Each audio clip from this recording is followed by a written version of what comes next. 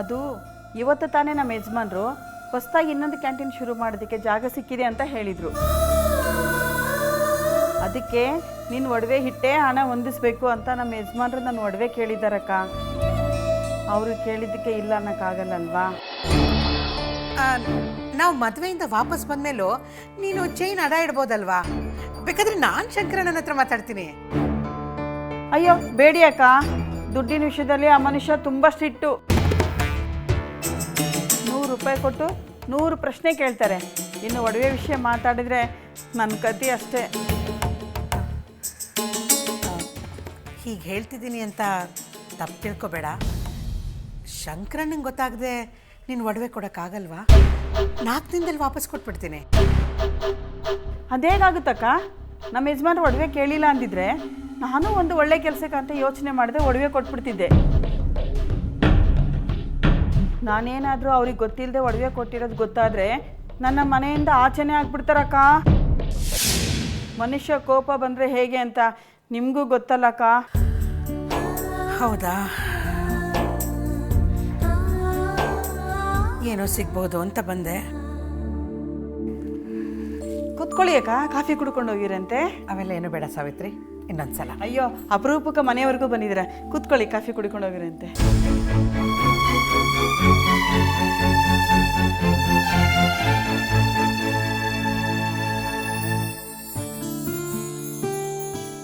ಪರಿಮಳಕ್ಕ, ಓ ಶಂಕರಣ್ಣ, ಏನು ಭಾಳ ಅಪರೂಪಕ್ಕೆ ಬಂದ್ಬಿಟ್ಟಿದ್ದೀರಿ, ಏನು ವಿಷಯ?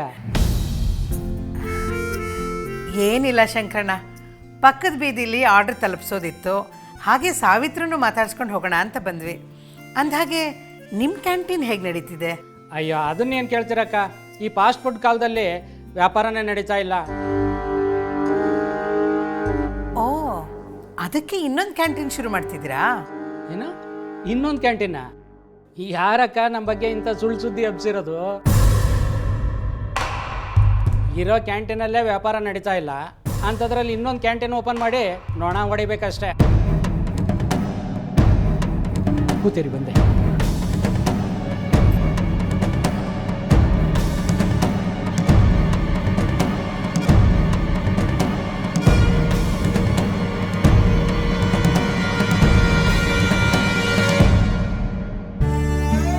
ಏನಮ್ಮ ನೀನು? ಯಾಕಮ್ಮ ಹೀಗೆ ಮಾಡ್ತೀಯಾ? ನೀನ್ ಒಡವೆ ಕೇಳಕ್ ಕರ್ಕೊಂಡು ಹೋಗ್ತಾ ಅಂತ ನಂಗೆ ಮೊದಲೇ ಗೊತ್ತಾಗಿದ್ರೆ ನಿನ್ ಜೊತೆನೇ ಬರ್ತಾ ಇರ್ಲಿಲ್ಲ. ಈಗ ನೋಡು ಹೇಗೆ ಅವಮಾನ ಆಯ್ತು ಅಂತ. ಅವಳು ನಮ್ಮ ಜೊತೆಗೆ ಎಷ್ಟು ಚೆನ್ನಾಗಿ ಮಾತಾಡ್ತಿದ್ಲು. ಅವಳು ನಕ್ಕಿದ್ದೇನು, ವಿಚಾರಿಸಿದ್ದೇನು, ಒಡವೆ ವಿಷಯ ಕೇಳಿದ ತಕ್ಷಣ ಪ್ಲೇಟೇ ಚೇಂಜ್ ಮಾಡಿಬಿಟ್ಲು.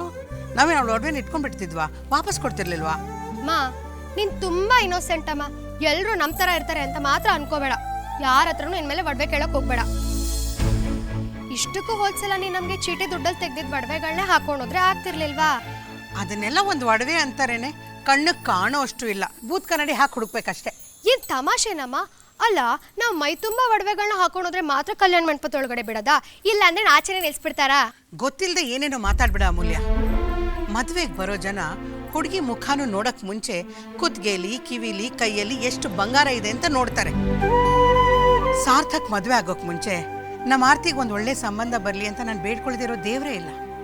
ಆದರೆ ನಿನಗೆಲ್ಲ ಹುಡುಗಾಟಿಗೆ ಯಾವುದೂ ಗೊತ್ತಾಗಲ್ಲ. ಹೆಣ್ಣೆತ್ತವ್ರ ಕಷ್ಟ ನಿನಗೆಲ್ಲ ಅರ್ಥ ಆಗಬೇಕು.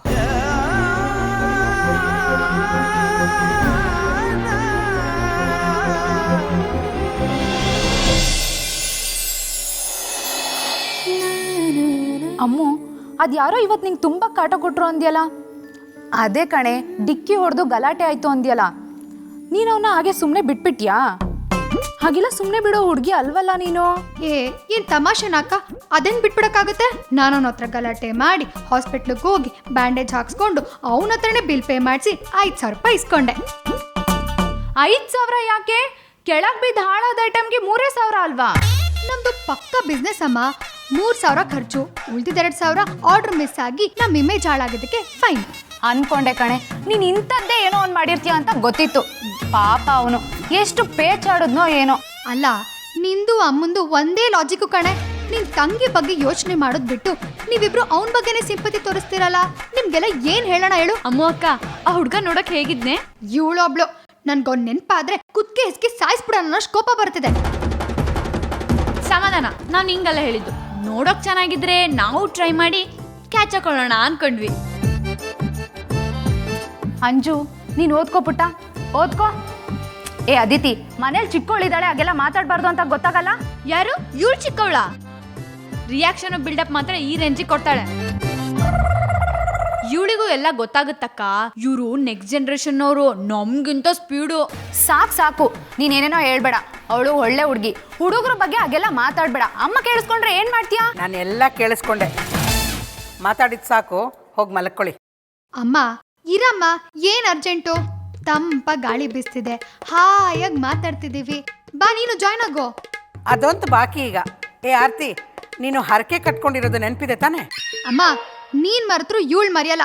ಹರಕೆ ಹೊತ್ತೋಳು ಇವಳೇ ಆದ್ರೂ ತೀರ್ಸೋಳು ನಾನ್ ತಾನೆ. ಚೆನ್ನಾಗಿ ನೆನ್ಪಿಟ್ಕೊಂಡಿರ್ತಾಳೆ.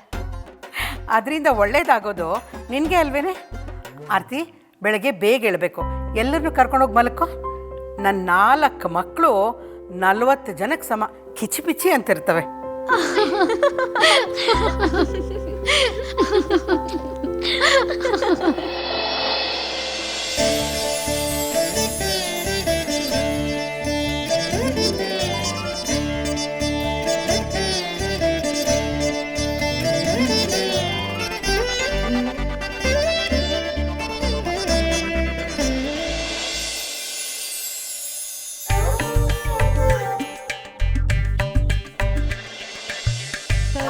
ಅಕ್ಕ ಏನಾಯ್ತೆ?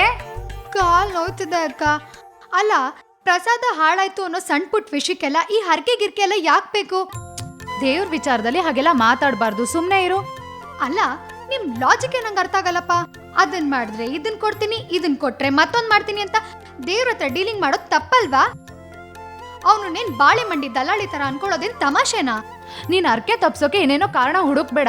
ನಾವೇನಾದ್ರೂ ಕೇಳೋದಿದ್ರೆ ಜನರ ಹತ್ರ ಕೇಳಬಾರ್ದು.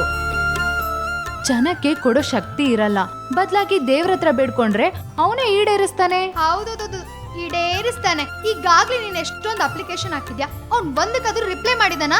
ಇವತ್ತಲ್ಲ ನಾಳೆ ನನ್ನ ಎಲ್ಲಾ ಕೋರಿಕೆಗಳು ಈಡೇರುತ್ತೆ. ನಾವ್ ಯಾವತ್ತೂ ನಂಬಿಕೆನ ಕಳ್ಕೋಬಾರ್ದು ಕಣೆ. ನಂಬಿಕೆನೇ ದೇವ್ರು. ಇಂಥ ಇಮೋಷನಲ್ ಟಾರ್ಚರ್ಗೇನು ಕಮ್ಮಿ ಇಲ್ಲ ನೀನು. ಸರಿ ಆಯ್ತು, ನಿನ್ ರೂಟ್ಗೆ ಬರ್ತೀನಪ್ಪ. ನಾನೇನಾದ್ರೂ ನಿನ್ ದೇವ್ರ ಹತ್ರ ನನ್ ಮದ್ವೆ ಆಗ್ಬೇಕು ಅಂತ ಬೇಡ್ಕೊಂಡ್ರೆ ನನ್ ಕೋರಿಕೆನ ಈಡೇರಿಸ್ತಾನ? ನನ್ ಹುಡ್ಗನ ನನ್ನ ಎದುರು ನಿಲ್ಸ್ತಾನ? ಹಾಗೆಲ್ಲ ಹುಚ್ಚುಚ್ಚಾಗಿ ಏನೇನೋ ಕೇಳಬಾರ್ದು. ಹೀಗೆಲ್ಲ ನೀನ್ ಎಸ್ಕೇಪ್ ಆಗೋಂಗಿಲ್ಲ. ಹೇಳು, ಈಡೇರಿಸ್ತಾನ? ಯಾರಿಗ್ ಗೊತ್ತು, ನೀನ್ ಮದ್ವೆ ಆಗೋ ಹುಡ್ಗ ಇಲ್ಲೇ ಎಲ್ಲಾದ್ರೂ ಇರ್ಬಹುದು.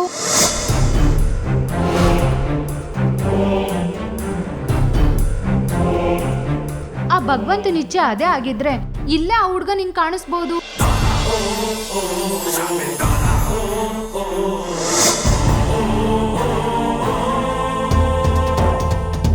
ಓಹೋ, ಬಿಲ್ಡಪ್ ಆಯ್ತು, ನೋಡೇ ಬಿಡೋಣ.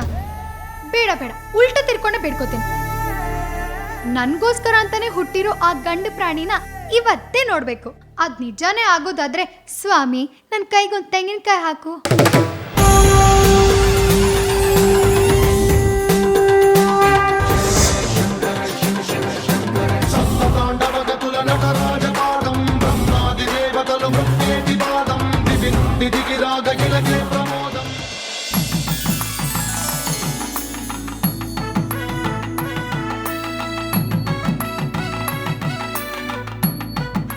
ನೀವ್ಯಾಕ್ರಿ ನನ್ನ ಕೈ ಮೇಲೆ ತೆಂಗಿನಕಾಯಿ ಇಟ್ರಿ?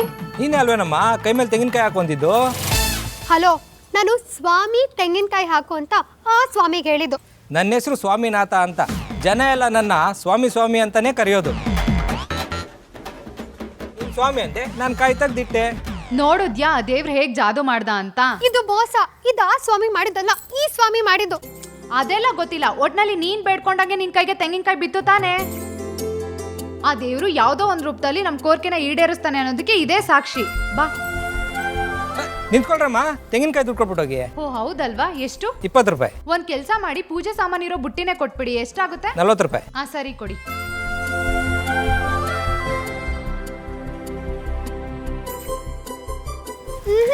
ಒಳ್ಳೆ ವ್ಯಾಪಾರ ಕಣಯ್ಯ ನಿಂದು, ಬಲೆ ಇದ್ಯಾ. ಅವಾಗ ಇವಾಗ ದೇವಸ್ಥಾನಕ್ಕೆ ಬರೋ ನಿಮ್ಮನ್ನೇ ಕಾಯೋ ದೇವರು ದೇವಸ್ಥಾನದಲ್ಲೇ ಇರೋ ನಮ್ಮನ್ನ ಕಾಯಲ್ವಾ? ಸರಿ ನಡಿ. ಅಣ್ಣ ಬಾ ಹೋಗೋಣ. ಎಲ್ಲಿಗೆ? ಇನ್ನೆಲ್ಗೆ? ದೇವಸ್ಥಾನಕ್ಕೆ. ನಾವು ಇಲ್ಲಿವರೆಗೂ ಬಂದಿದ್ದೆ ದೊಡ್ಡ ವಿಷಯ. ನೀನು ಹೋಗ್ಬಾ. ನಾನು ಇಲ್ಲೇ ಇರ್ತೀನಿ. ಹೇಗೋ ಇಲ್ಲಿವರೆಗೂ ಬಂದಿದ್ಯಾ, ಒಳಗೆ ಬಂದು ದೇವ್ರ ದರ್ಶನ ಮಾಡ್ಕೊಂಡು ಹೋಗ್ಬೋದು ಅಲ್ವಾ? ನಿನ್ನ ದೇವರು ಬಂದಿರೋ ಭಕ್ತಾದಿಗಳು ಬೇಡಿಕೆನ ಈಡೇರಿಸೋದ್ರಲ್ಲಿ ಬ್ಯುಸಿ ಆಗಿರ್ತಾನೆ. ಸುಮ್ಮನೆ ನಾನು ಯಾಕೆ ಬಂದವನು ಡಿಸ್ಟರ್ಬ್ ಮಾಡಲಿ? ಅದಕ್ಕೆ ಅವನಲ್ಲೇ ಇರಲಿ, ನಾನು ಇಲ್ಲೇ ಇರ್ತೀನಿ. ನೀನು ಹೋಗ್ಬಾ. ಅಂದ್ರೆ ನೀನೀಗ ಬರಲ್ಲ? ನಾನು ಹೇಳಿದಲ್ಲ ಆದ್ಯಾ, ನಾನು ಬರಲ್ಲ, ನೀನು ಹೋಗ್ಬಾ. ಆದ್ಯಾ, ನಾನು ಎಲ್ಲಿಗೆ ಕರ್ಕೊಂಡು ಹೋದು ಡ್ರಾಪ್ ಮಾಡಿ ಎಸ್ಕೇಪ್ ಆಗ್ತಿದ್ದೆ ಅಲ್ವಾ? ಇವತ್ತೆಲ್ಲೂ ಹೋಗ್ಬಾರ್ದು ಅಂತಾನೆ ಕೀ ತಗೊಂಡಿರೋದು. ಬೇಗ ಹೋಗ್ಬರ್ತೀನಿ, ವೆಯ್ಟ್ ಮಾಡ್ತಾ ಇರು. ಆದ್ಯಾ, ಸರಿಯಾಗಿ ಲಾಕ್ ಆದ್ನಲ್ಲಪ್ಪ.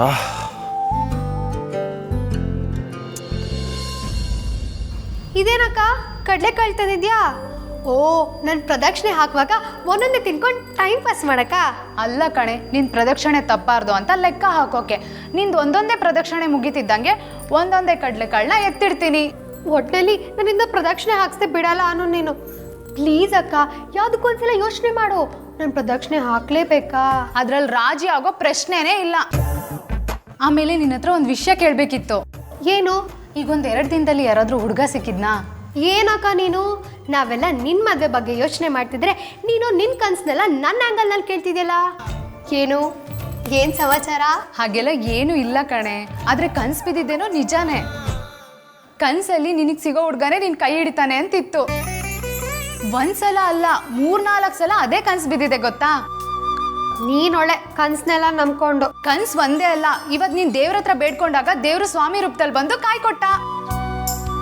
ಅದೆಲ್ಲ ಅಲಕ್ಷ್ಯ ಮಾಡೋಕ್ಕಾಗಲ್ಲ. ಇವೆಲ್ಲ ಒಂದು ರೀತಿ ಸೂಚನೆಗಳು. ನೆನ್ಪು ಮಾಡ್ಕೋ, ಯಾರಾದ್ರೂ ಸಿಕ್ಕಿದ್ರಾ?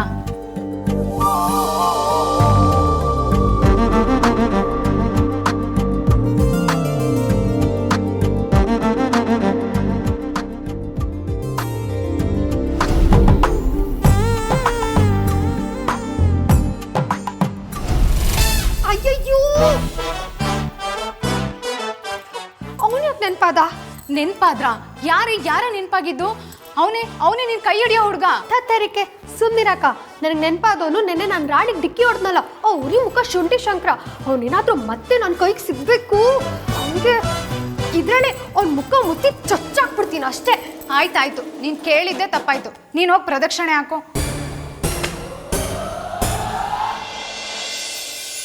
ಸರ್, ಇಲ್ಲಿಂದ ಬಸ್ ಸ್ಟಾಪ್ ಹೇಗೆ ಹೋಗೋದು? ಏನು ನಿಮ್ಮ ಪ್ರಾಬ್ಲಮ್? ನಿಮ್ಮೆಲ್ಲ ಡೌಟ್ಸ್ಗಳನ್ನ ಹುಡುಗರು ಆನ್ಸರ್ ಮಾಡ್ಬೇಕಾ? ಅಲ್ಲಿ ಅಷ್ಟು ಜನ ಹೆಂಗಸ್ರಿದ್ದಾರೆ, ಅವ್ರಿಗೆ ಕೇಳಿದ್ರೆ ಹೇಳಲ್ಲ ಅಂತಾರೆ. ಅಯ್ಯೋ, ಅಡ್ರೆಸ್ ಕೇಳಿದಕ್ಕೆ ಯಾಕೆ ರಾಗ್ತೀರಾ ಸರ್? ಬೇರೆಯವ್ರ ಹತ್ರನೇ ಕೇಳ್ತೀವಿ ಬಿಡಿ. ಬಾರೆ.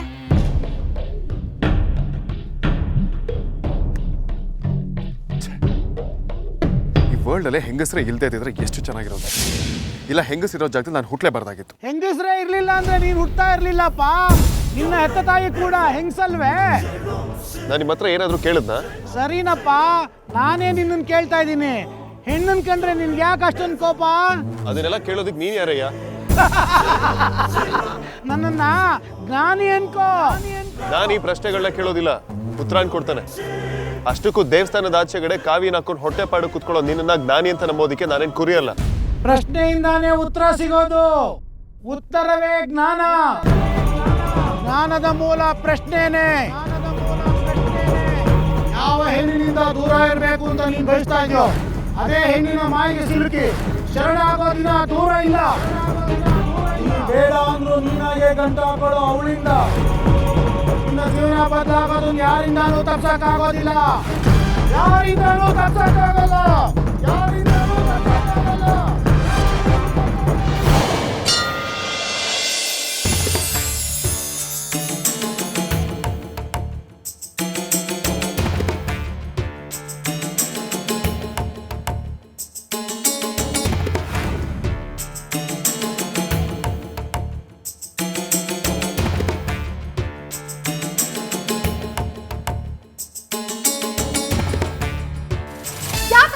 ನೆನ್ಪು ಮಾಡಿದೆ. ಇದೊಳ್ಳೆ ಕತೆ ಆಯ್ತಲ್ಲ ನಿಂದು. ನಾನು ಒಂದೇ ಸಲ ಅವ್ನು ನೆನ್ಪು ಮಾಡಿದ್ದು.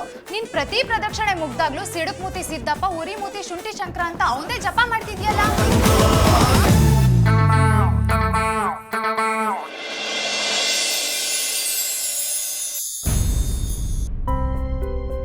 ಏನಿದು? ಅದೇ ನನಗೂ ಅರ್ಥ ಆಗ್ತಿಲ್ಲ. ಏನಿದು? ಯಾವುದು? ನಿನ್ನ ಬ್ಯೂಟಿ ಅಲ್ಲ. ಒಬ್ಬಳು ಹುಡುಗಿ ಇಷ್ಟೊಂದು ಸುಂದರವಾಗಿರೋಕೆ ಹೇಗೆ ಸಾಧ್ಯ? ಏನು ನಿನ್ನ ಸೀಕ್ರೆಟು? ನೀವು ಬಿಡಿ. ಬಿಡೋಕೆಲ್ಲ ಹಿಡ್ಕೊಂಡಿರೋದು, ಸಾಯೋವರೆಗೂ ಹಿಡ್ಕೊಂಡೇ ಇರ್ತೀನಿ. ಅಯ್ಯೋ ಅಣ್ಣ, ಏಯ್ ಸುಳ್ಳು ಹೇಳ್ತೀಯಾ?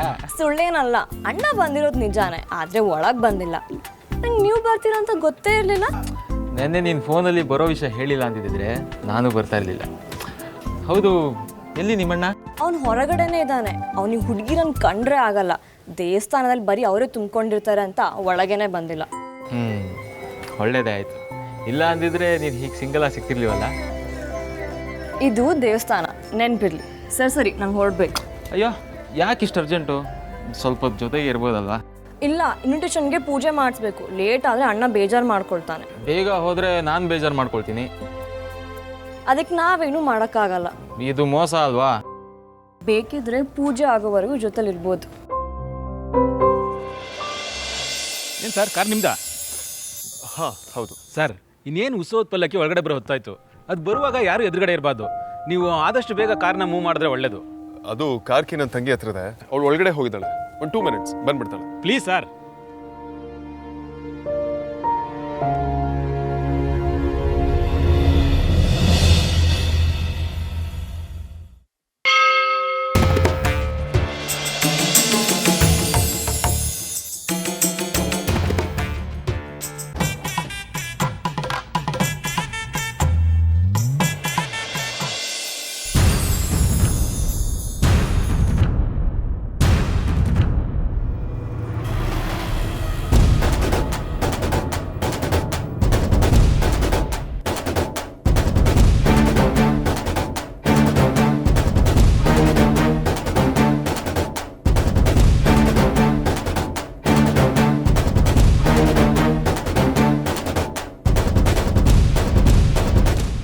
ಕಾಯೋ ಕಷ್ಟ ನಿಮ್ಗೇನು ಗೊತ್ತು?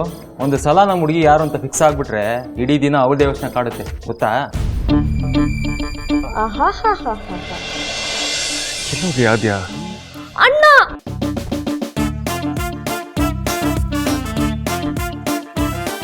ಸರಿ ನಾನು ಹೊರಡ್ಬೇಕು. ಅಲ್ಲ, ನೀನೇ ಹೇಳ್ದಾಗೆ ಮದುವೆ ನಾವು ಇರೋದ ತಾನೆ. ಭಾವ ಬಂದ ಅಂತ ಯಾಕೆ ಹೆದರ್ಕೊಳ್ತೀಯ? ಅಯ್ಯೋ, ನಿಮ್ಗೂ ನಮ್ಮ ಅಣ್ಣನ ಬಗ್ಗೆ ಗೊತ್ತಿಲ್ಲ. ಮದುವೆಗಿಂತ ಮುಂಚೆ ಹೀಗೆಲ್ಲ ಮೊದಲು ಅವ್ನಿಗೆ ಇಷ್ಟ ಆಗಲ್ಲ. ಆದರೆ ನನಗಿಷ್ಟ ಆಗುತ್ತೆ. ನನಗೆ ಕಷ್ಟ ಆಗುತ್ತೆ. ಸರಿ ಬಾಯ್.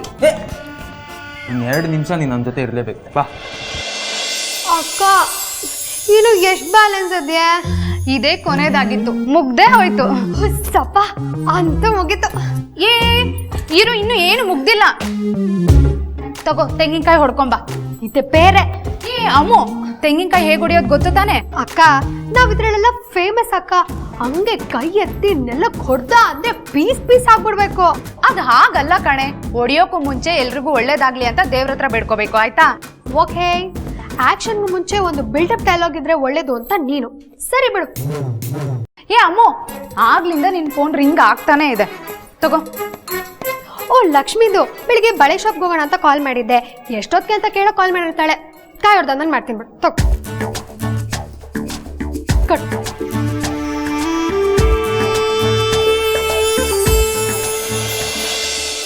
ದೇವ್ರೆ, ಎಲ್ಲರಿಗೂ ಒಳ್ಳೇದು ಮಾಡಪ್ಪ.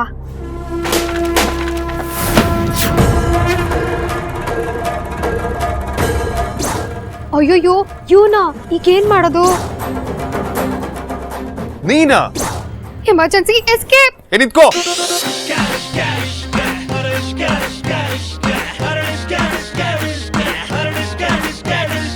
ಏಯ್, ನಿಂತ್ಕೋ ನಿಂತ್ಕೋ. ಈ ಲಕ್ಷ್ಮಿ ಈಗಲೇ ಕಾಲ್ ಮಾಡ್ಬೇಕಾ?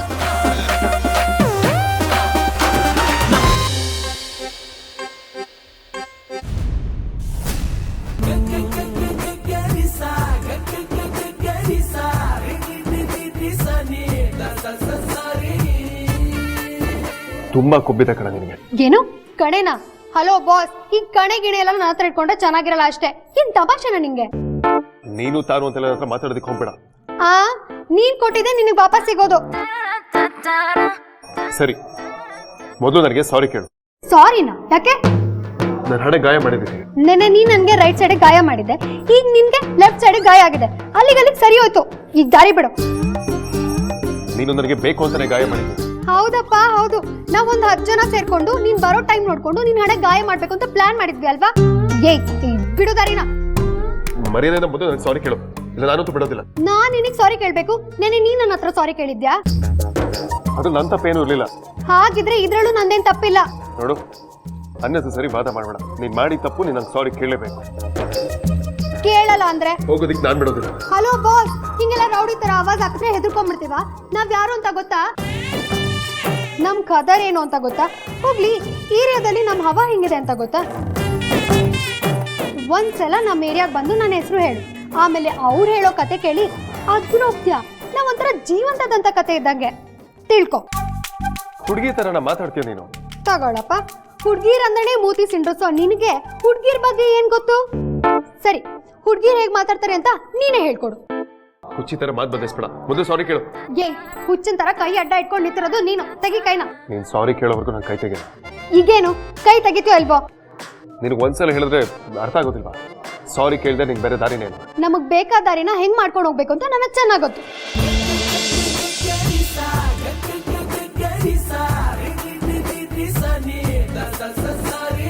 ಹೋಗು ಹೋಗು, ಎಲ್ಲಿ ಹೋಗ್ತೀಯಾ? ಒಂದಿನ ಸಿಕ್ಕಾಕೋತೀಯ ಅವತ್ತಿದೆ ನಿನಗೆ. ಅಣ್ಣ ಏನಾಯ್ತು? ಯಾಕೆ ಕಿರ್ಚ್ಕೊಳ್ತಾ ಇದ್ಯಾ? ಯಾರ ಹುಡುಗಿ? ಈ ಹಣೆ ಮೇಲೇನೋ ಇದು ಗಾಯ? ತನ್ನ ಬುದ್ಧಿ ಇದೆ ನಿನಗೆ? ಎಲ್ಲಿ ಅಂತ ನೀನು ಹುಡ್ಕೋದು? ನೀನು ಹುಡುಕಿ ಸುಸ್ತಾಯ್ತು ಅಷ್ಟೇ ತಾನೇ.